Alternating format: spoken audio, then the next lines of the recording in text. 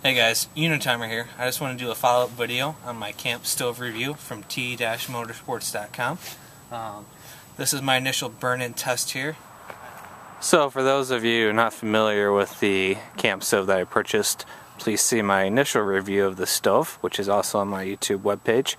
But yeah, here's the stove here. I got it from t-motorsports.com. It's about $60 plus, it's about $90 shipped, including shipping.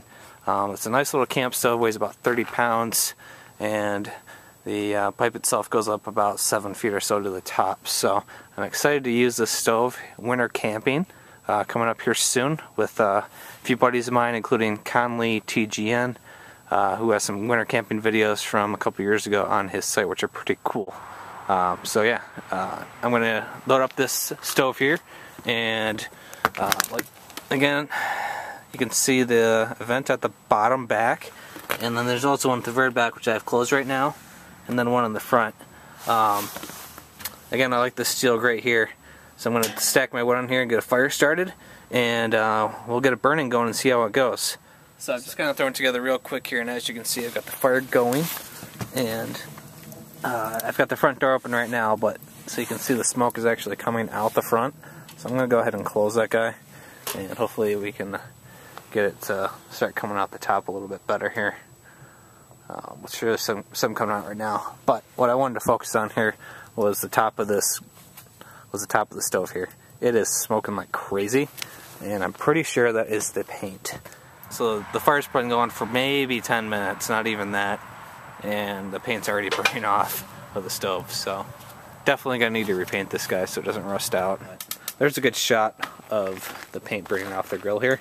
I've noticed a lot of noxious fumes coming off of it. So guys, if you buy this stove, burn it in first. Do not wait till your first time camping or ice fishing or whatever or hunting or whatever else you're going to do with it. So burn it off first, maybe 2, maybe 3 times. I'm going to burn it a couple times, I think, just because of all the noxious gases that are coming off. Ugh. Ugh, I can taste it. Yuck. I did a burn in and a lot of the paint actually burned off. I left it outside for a couple days and just look at the rust that's already formed on it. Luckily I've got myself a wire brush here, and I'm going to brush all this off, including any flakes of paint, and then I am going to repaint it with some Rust-Oleum high heat grill paint.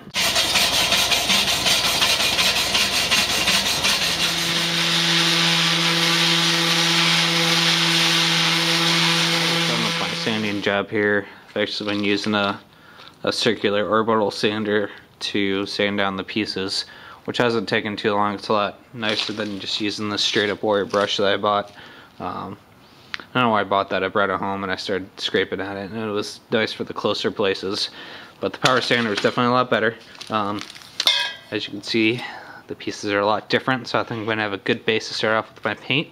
For you guys that don't like to do these sorts of things, don't buy this stove, because it would be a pain in the butt for you to go through this process of repainting and everything.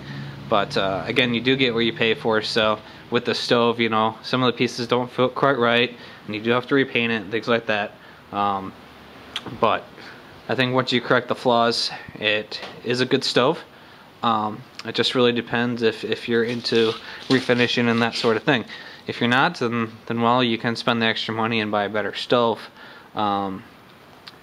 So at least a higher price stove, that is. So it might not be better.